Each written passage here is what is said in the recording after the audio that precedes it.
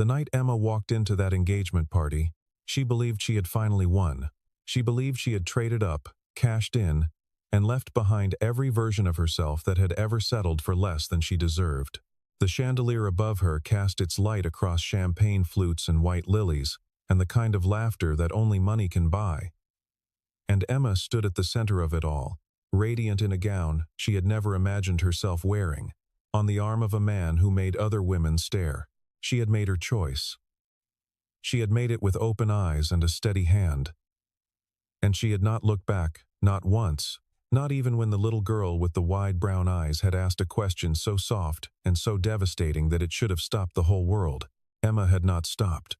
She had kept walking, and now, standing inside the most elegant hotel in the city, surrounded by everything she had always wanted, she was about to understand exactly what she had left behind. Jake Calloway was not the kind of man who announced himself. He was 36 years old, lean and unhurried, with hands that bore the faint calluses of someone who had spent years over a hot stove and was not embarrassed by that fact.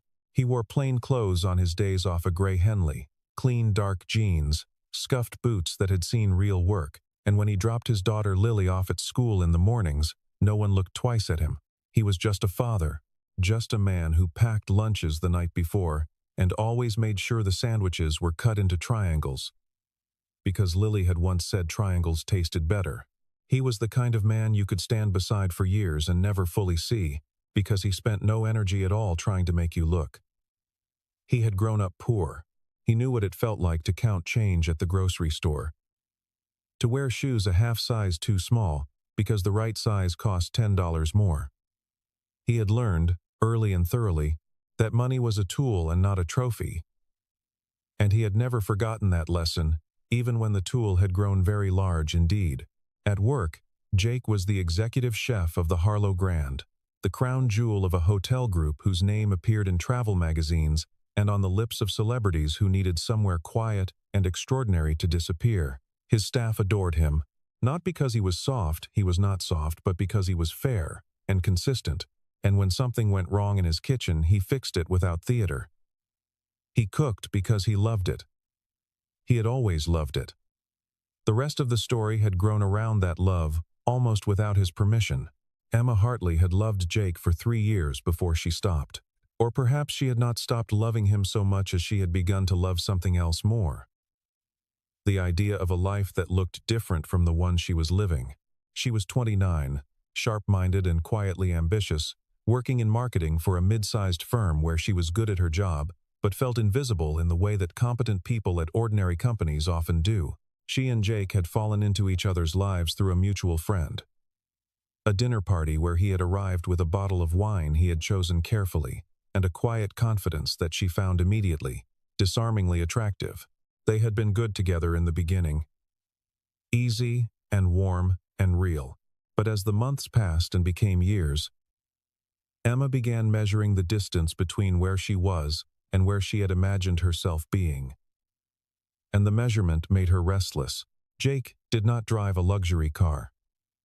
Jake did not take her to restaurants where the menus had no prices.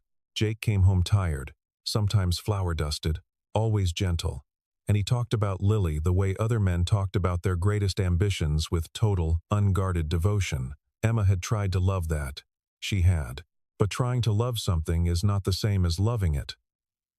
And eventually, the effort became visible in the silence between them. Victor Hale appeared in her life the way expensive things often do, suddenly and with tremendous confidence. He was 41, dark-haired and broad-shouldered, the kind of handsome that required maintenance but rewarded the effort. He drove a matte black sports car and wore a watch that Emma's coworker recognized from a magazine feature on timepieces that cost more than most people's cars. He had an answer for everything. A story that was always slightly larger than the last one, a way of making Emma feel like the most interesting woman in any room, which was, she would understand later, simply the particular skill of men who needed women to feel exactly that way. Victor called Jake the cook when Emma mentioned him. And there was enough contempt in those 2 words to communicate a complete philosophy. He did not say Jake was beneath her. He did not need to. He made her feel that she already knew it. And Emma, who was tired and restless, and had been watching other women her age climb into lives that gleamed, decided that Victor Hale was the answer to a question she had been asking herself for a very long time. She began to compare. Jake's apartment was warm and cluttered with Lily's drawings. Victor's penthouse was all glass and steel and curated silence.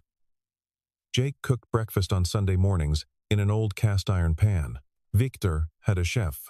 Jake remembered how she took her coffee without being told. Victor had his assistant send flowers every Tuesday as a standing order. Emma looked at these two men, and she made a calculation. And the calculation, she was certain, was correct. The evening Emma ended things with Jake. The air in his apartment smelled like garlic and rosemary. He had been making dinner nothing elaborate, just a simple braise that had been going low and slow all afternoon. And when Emma arrived earlier than expected and asked him to sit down, he turned off the stove before he came to the table. That detail would stay with him for a long time afterward. He had turned off the stove. Even in the moment that was about to break something between them, he had been careful about the practical things. Emma said what she had rehearsed. She said she cared about him. She said it was not about anything he had done wrong. She said she needed something different, something more, a life with more possibility and more ambition and more of the things she had always wanted. Jake listened to all of it. He was still in the way that people are still when they are holding themselves together by concentrating very hard on doing exactly that. He did not raise his voice. He did not ask her to reconsider. Not at first. He asked her one question, quiet and direct, whether she was sure. She told him she was. He did try, once. He told her he understood she wanted more, that he had never wanted to make her feel like she was standing still, that if she needed time or space or something he had been failing to give her, they could talk about it. He was not begging.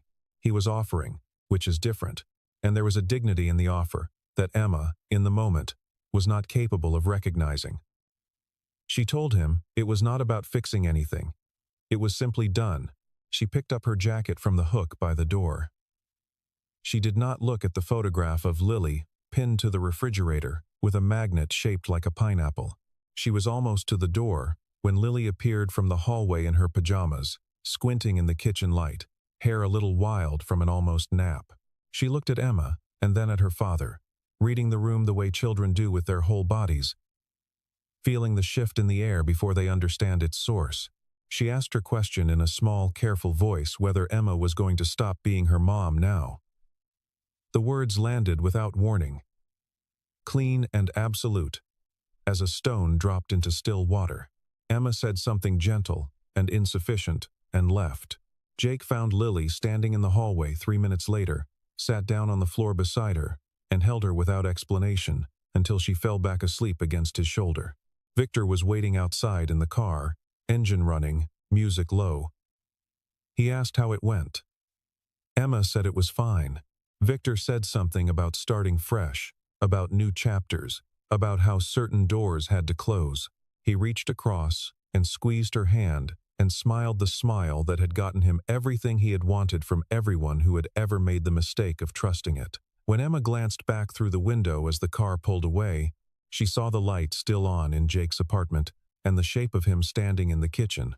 And then the car turned the corner, and there was only the city and the night and Victor's hand on hers, and she did not let herself feel anything she did not want to feel. She was very good at that. For a while, Victor's world was dazzling in the way that certain kinds of theater are dazzling, immersive, and total. And, if you watched closely enough, constructed entirely of borrowed light, he moved Emma into his penthouse within 6 weeks. He took her to dinners where the wait list was a year long, and the wine was older than either of them. He introduced her to people whose names she had seen in business columns, and to women whose jewelry she could not appraise but understood to be significant. He bought her things: a coat, a bracelet, a weekend bag in soft Italian leather, and presented each one with the timing of someone who understood that gifts are most effective when they arrive just as the recipient is beginning to feel uncertain. Emma wore the coat and told herself she had earned it.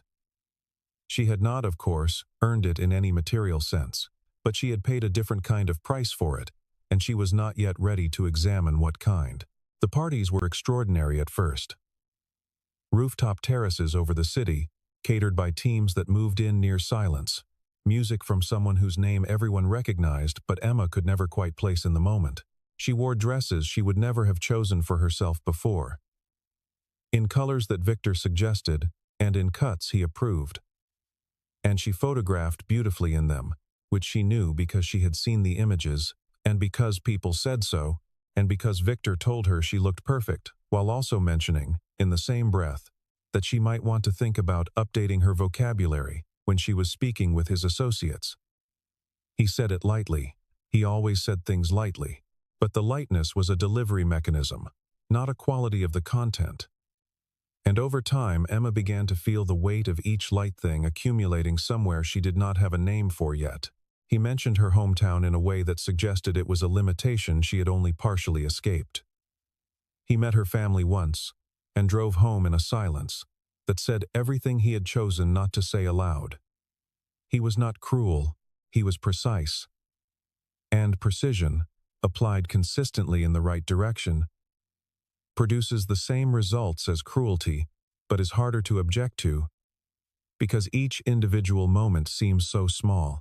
There is a particular kind of exhaustion that comes from performing an identity, rather than inhabiting one, and Emma began to feel it around month 3, though she did not call it that.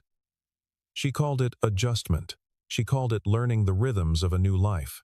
She told herself that the occasional tightness in her chest, when Victor's friends laughed at something she didn't find funny, was simply the friction of belonging to a world she hadn't grown up in. She pushed through it the way she pushed through most things, with determination and a willingness to believe that the discomfort was temporary and the destination worth it. She reorganized her wardrobe with the guidance of a stylist Victor had recommended, and she threw away 3 dresses she had loved because they did not fit the aesthetic he had in mind. And she told herself this was growth. She stopped mentioning her hometown at dinner parties after the second time Victor changed the subject with a smoothness that was technically polite. She stopped calling her mother every Sunday the way she had for years, because the calls made her feel things she was trying not to feel, things about the gap between who she had been and who she was performing being. She was very close to the surface of herself. She managed not to notice. Meanwhile, in the kitchen of the Harlow Grand, Jake moved through his days with the quiet competence of someone who had nothing to prove and no interest in proving it. He arrived before his staff. He left after them when something needed finishing. He remembered the names of the sous chef's children and asked about them by name.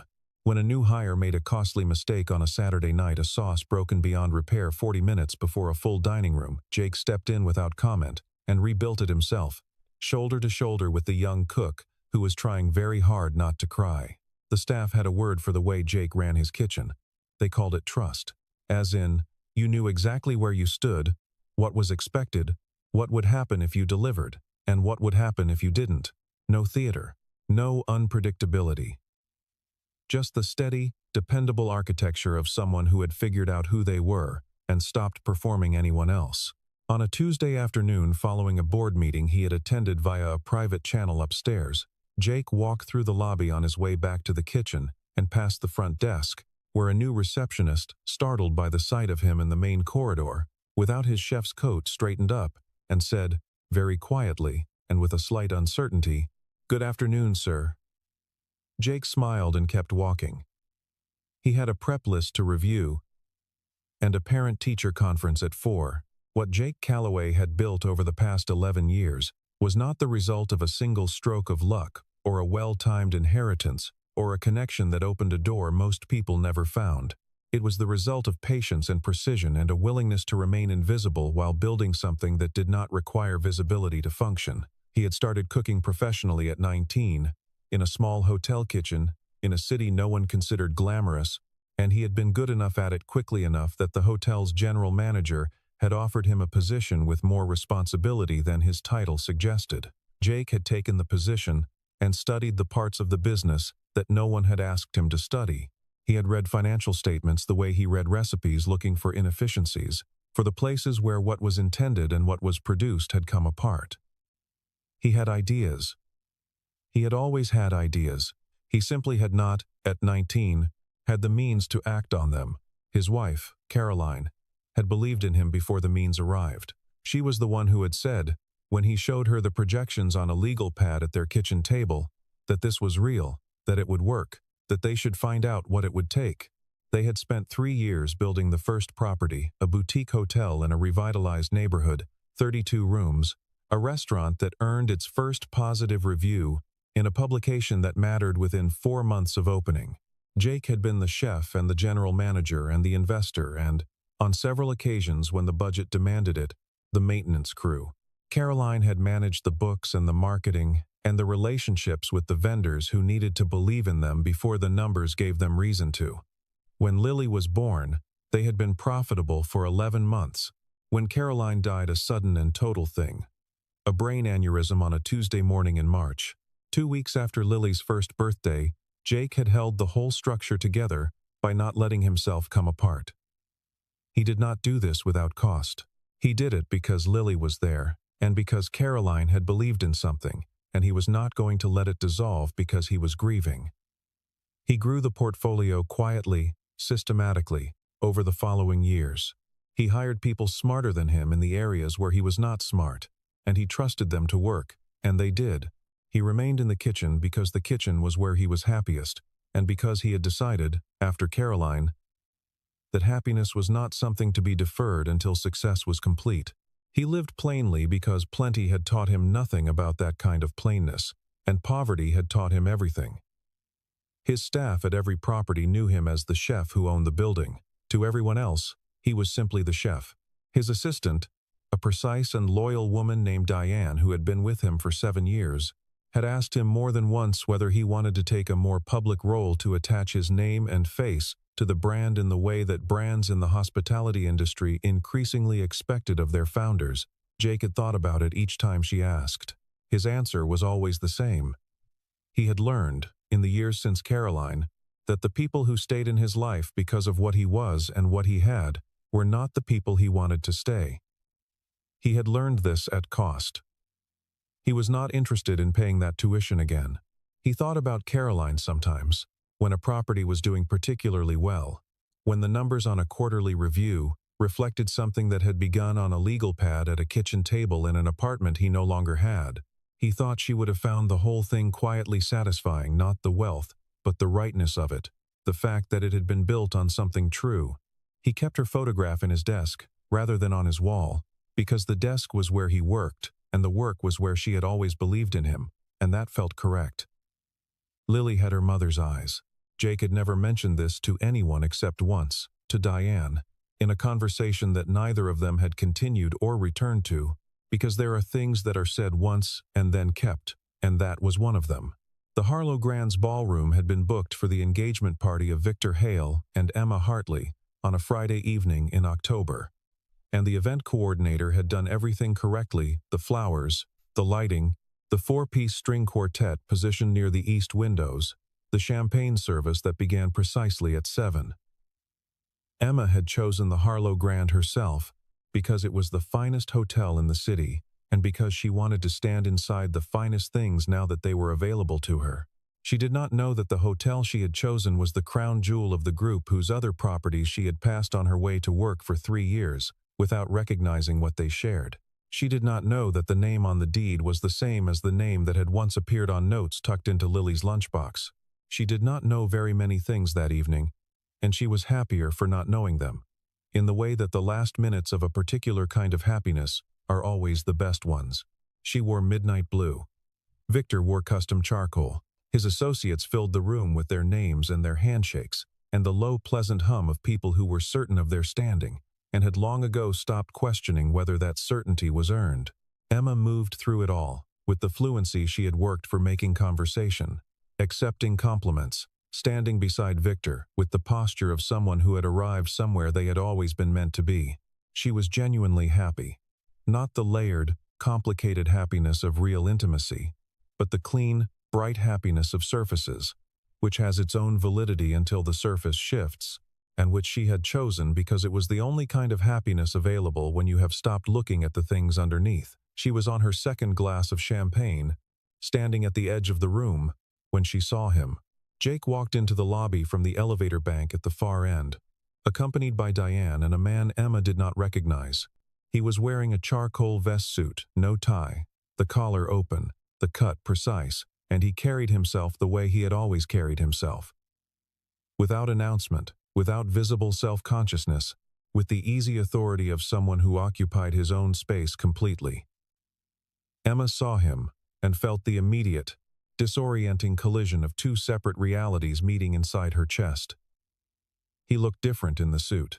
Not like a different person. Jake was never a different person depending on what he wore, but like a version of himself that she had never been given reason to see. She watched him cross the lobby. She watched the woman at the front desk look up and immediately straighten.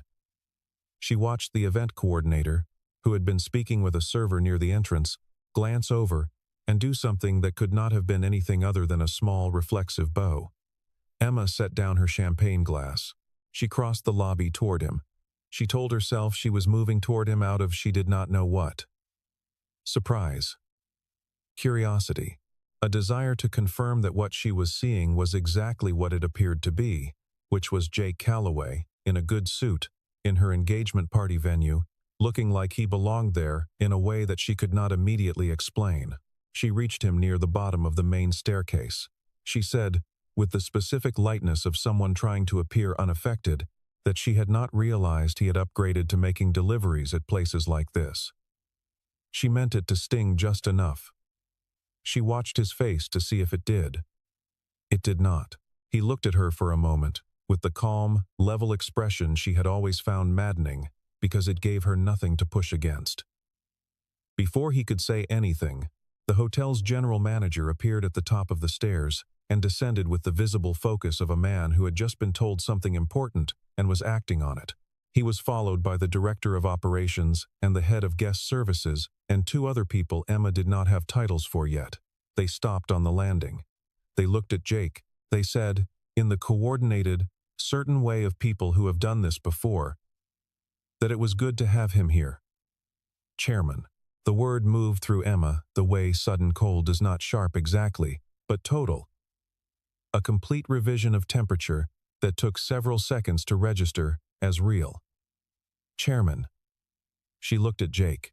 She looked at the general manager, who was now standing slightly to Jake's left with the attentiveness of someone in the presence of the person who signs his employment contract. She looked around the lobby at the marble floors and the flower arrangements taller than a man and the crystal detail in the chandelier she had admired when she booked the venue, and she understood that she was standing inside something that belonged to Jake Calloway, and that it had always belonged to Jake Calloway, and that she had left Jake Calloway to stand in this exact room on the arm of a man she had chosen because she thought he was more. Victor appeared behind her.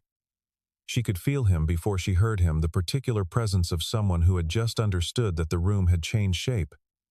He stopped at her shoulder. He looked at Jake. Something moved across Victor's face that Emma had never seen there before. Not arrogance, not charm, but something raw and considerably less curated. Jake looked at Victor with the patience of someone who had already read the file. He said, quietly and without inflection, that it was good to see them both. Victor straightened.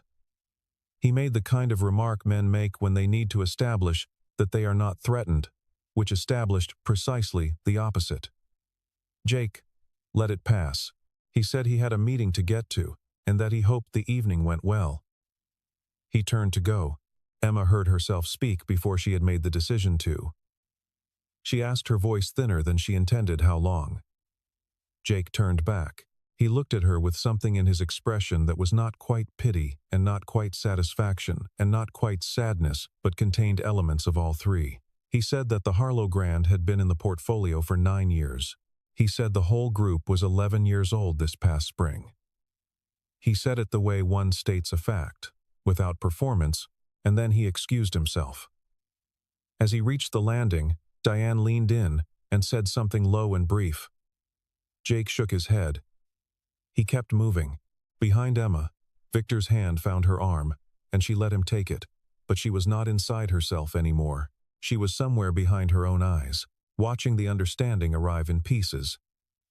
Every cold morning she had spent in Jake's apartment, that she had called ordinary, Every dinner she had eaten in his kitchen that she had compared unfavorably to restaurants she was not yet being taken to. Every quiet Saturday she had tallied as evidence of his limitations. She had been measuring the wrong things. She had been measuring presentation against substance, and choosing presentation. And the cost of that choice had just introduced itself. The details assembled themselves in her mind over the following hour, with the pitiless efficiency of a final accounting. The building Jake's apartment complex sat in, she had always thought it was simply well-maintained, never wondering who maintained it or why. The way hotel staff had deferred to him at industry events, she had dismissed as professional courtesy. Diane, whom Emma had met once, and assumed was some kind of scheduling assistant, which she was, but not only. The board calls Jake had taken in the evenings, which Emma had resented as further evidence of a job that consumed more than it rewarded. He had been running a company. He had been running it quietly, with the same steady hands that braised short ribs on a Sunday afternoon and cut sandwiches into triangles and held a small girl in a hallway until she stopped being afraid. By the time the cocktail hour ended and the guests were being directed into the reception room, Emma had found a seat near the window and stayed there. Victor came to her twice with a glass of champagne she did not drink. He was performing normalcy with considerable effort, and the effort was visible in the way it had never been before, because now Emma was watching with different eyes, cataloging the performance as performance rather than as reality. She thought about what she knew about Victor's business interests, which was less than she had assumed because she had accepted his account of them without checking. She thought about the conversations she had half heard and not followed, the associates who seemed to owe him favors he was always collecting, the project names that changed slightly between tellings. She thought about her parents' retirement savings and the conversation Victor had initiated, twice, with a warmth she had interpreted as generosity, about investment opportunities he was positioned to offer family members of the people he trusted most. What Emma did not yet know but would learn before the evening was over, because the evening was determined to teach her everything at once, was that Victor Hale's wealth was largely theatrical. He had been, for most of his adult life, very skilled at appearing to be several steps ahead of the financial reality, which is a skill that works until the steps run out. His assets were leveraged to a degree that would have been visible to anyone conducting basic due diligence, which his romantic partners were not expected to conduct, and his professional associates had found ways to avoid. He had 3 active projects at the time of the engagement party, all of which were dependent on continued financing from partners who were beginning to ask the questions that people ask when they start reading the numbers more carefully. One of those projects, the largest, the one he had described to Emma's father over dinner as the cornerstone of a portfolio that practically ran itself, was contingent on a partnership agreement with a hospitality group that required renewal within the next 60 days. The hospitality group was the one whose chairman had just walked up the stairs of the Harlow Grand. Jake had read the partnership file on the flight back from a property visit 10 days earlier. He had read it the way he read everything carefully, without rushing, looking for the places where intention and reality had come apart. What he found had not surprised him. It had simply confirmed something he had been waiting to confirm before acting. He had not, until that evening, been certain he would act on it at the party. He had come for a board meeting, not for Emma's engagement celebration, and he had not known, until he saw Emma in the lobby, that the two things occupied the same building on the same evening. He thought about that for a moment at the top of the stairs. He thought about Lily, who was at home with a babysitter, and who had asked him last week why the woman in the photograph on the old phone in his desk drawer looked so sad. Jake had told her the photograph was from a long time ago. Lily had accepted this with the practical wisdom of an 8-year-old who understood that adults sometimes needed time. He went into the board meeting. He was there for 45 minutes. When he came out, he found Emma waiting near the entrance of the reception room, with an expression he recognized. He had worn it himself, in the kitchen, the night she left. He sat with her for a few minutes. He answered her questions honestly and without cruelty. Yes, it was the whole group. Yes, 11 years. No, he had not hidden it. He simply had not announced it because announcement had not been the point. He told her that the partnership Victor was depending on, the one involving Jake's group, would not be renewed. He said it without relish. He said it the way a surgeon explains a prognosis. Direct, necessary, without theater. Emma asked why. He looked at her for a moment. And then he said what he had been carrying for long enough that it had settled into something very quiet and very heavy. The hardest part had not been her leaving. The hardest part had been that in leaving the way she had, by choosing the story she had chosen, she had taught Lily something about what love looked like, that he had spent the following months carefully, patiently trying to unteach. Emma did not say anything. There was nothing adequate to say. Jake stood, straightened his jacket, and went to find Victor. What happened in the next 15 minutes happened quickly and in a low register. Because Jake was not the kind of man who made scenes, and because scenes were not necessary when the facts were sufficient, Victor lost his composure before Jake raised his voice, which Jake did not do. Victor said several things that were designed to be damaging and were not. He invoked his own prominence in a way that revealed how fragile his conviction of that prominence actually was. He accused Jake of making a business decision based on personal grievance, which Jake neither confirmed nor denied, because the business case stood independently and both of them knew it. At the end of it, Victor walked back into the reception room, picked up his champagne, and spent the rest of the evening being charming at the level of a man who has just been told something he cannot yet afford to react to in public. Jake said good night to the general manager and went home to his daughter. Emma left the party at 9:30. She did not make an announcement. She did not say goodbye to the guests who had toasted her future 40 minutes earlier, and would now, she suspected, find reasons to remember they had always had reservations.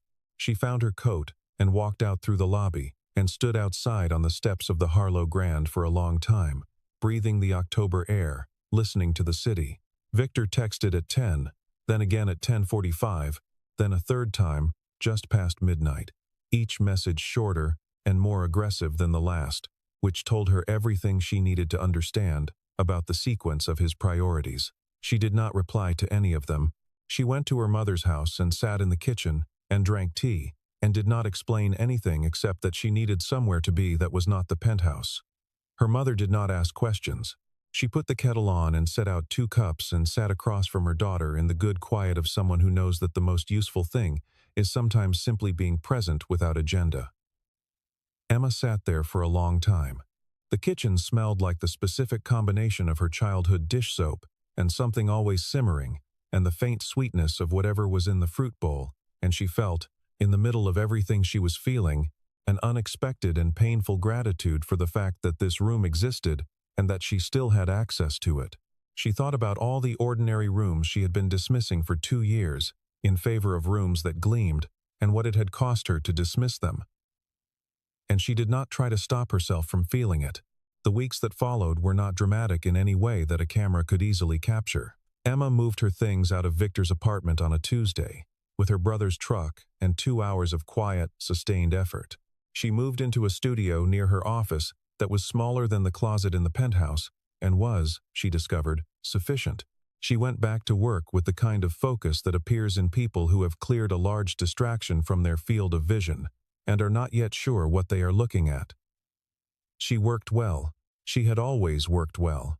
She stopped posting the kind of content she had been posting, and felt the absence of the response it generated like a withdrawal, which it was, and sat with the discomfort until it passed, which it did. She called her father and had the conversation about the investment opportunity Victor had proposed, and was relieved to find that nothing had been committed to yet, and grateful for the steadiness of her father's voice when he said he had been waiting to talk to her about it. Victor's situation became apparent over the following 2 months. The partnership was not renewed. 2 of his other projects lost their financing within 6 weeks of each other, which suggested that the dam had been holding against a pressure that had been building for some time.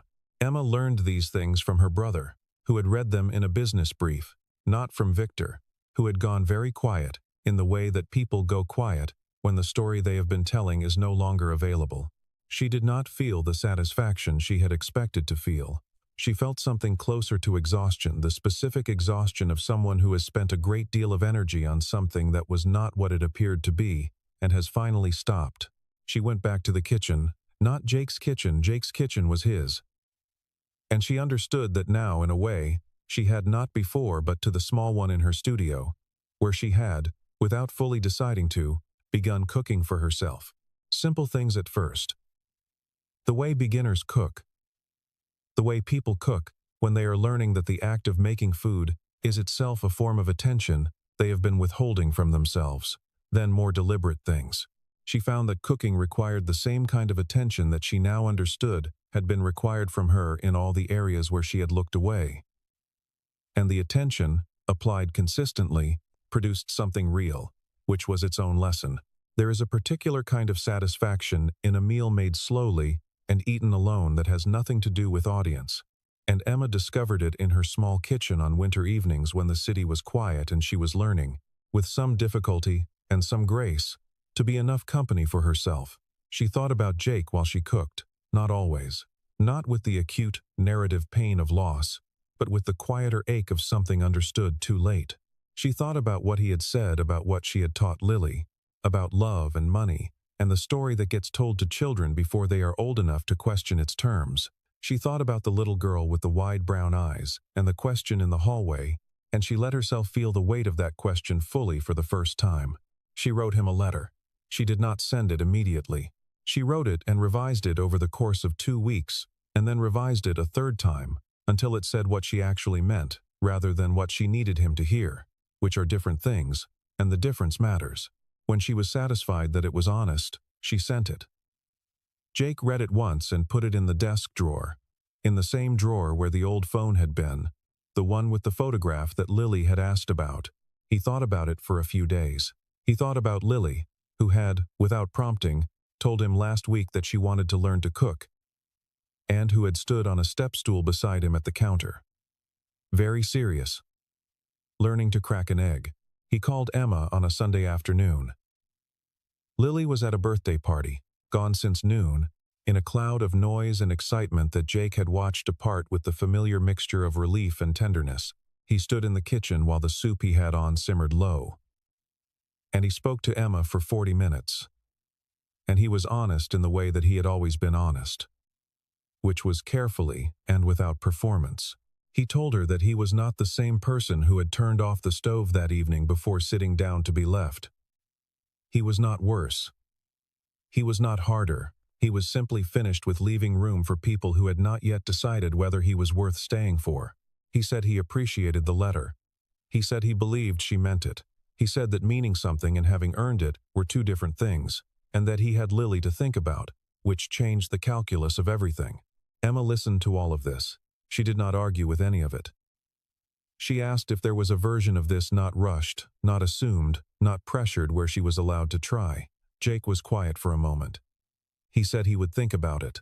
He told Lily, that evening, that he had spoken to Emma. Lily received this information with the seriousness of someone for whom the information was not trivial. She asked her father if Emma was different now. Jake said he thought she might be getting there. Lily considered this with the gravity that 8-year-olds bring to the things that actually matter to them. Then she asked if she could meet her at the restaurant, meaning the new one. The small, warm, not famous one that Jake had opened 6 months ago in a converted storefront 2 blocks from their apartment, the one with his name on the awning and 12 tables and a menu that changed with the season. Jake said he would see. Lily said okay and went back to her homework. Jake stood in the kitchen for a moment longer, watching the light come through the window above the sink, thinking about how things that are built slowly and well tend to hold. The restaurant was full on a Saturday evening in late November, when Emma arrived for the first time. She had not been invited with the weight of an occasion. Jake had simply said the soup was good this week, if she wanted to come.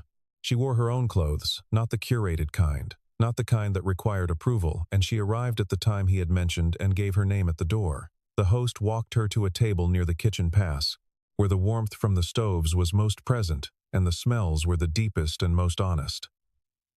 There were families at 3 of the tables. A couple, celebrating something, quietly, near the window, a group of 4 who were having the kind of dinner where no one is performing, and everyone is actually present. The room had the quality of somewhere that had been built by someone who understood that the best hospitality is not spectacle but steadiness, the feeling, available nowhere for purchase but available here, that you are exactly where you are supposed to be. Jake came out of the kitchen when the initial push was over, wiping his hands on a side towel the way he had always done. And he sat across from Emma, and they talked for a long time. He was not different from what he had always been. That was the thing she kept returning to. Sitting across from him, he had never been different. She had seen him partially, through a lens she had not examined, and the lens had been the problem, not the view. She had looked at plainness and called it limitation when it had actually been choice, the considered, deliberate choice of a man who had learned early that what you need and what you display are entirely separate questions, and who had answered them both with a consistency she had mistaken for a lack of ambition. They did not resolve anything that evening. They were not supposed to. They talked like two people who are finding out, with some care and without rushing, whether the ground between them can hold something. The soup was as good as he had said. Lily appeared briefly, near the end of the evening. On her way through from the back, she had been doing homework in Jake's office before being walked home by the babysitter, and she looked at Emma, and Emma looked at her, and Lily said, in the particular manner of children who are watching adults carefully, that she liked Emma's shoes. Emma said thank you. Lily nodded with the gravity of a verdict delivered, and disappeared around the corner. Jake watched his daughter go. He turned back to Emma. He said nothing for a moment. He let the room do what it did, which was hold everything quietly, without judgment, in the way that honest places do. Outside, the city did its thing. Inside, the soup finished. The candles burned down.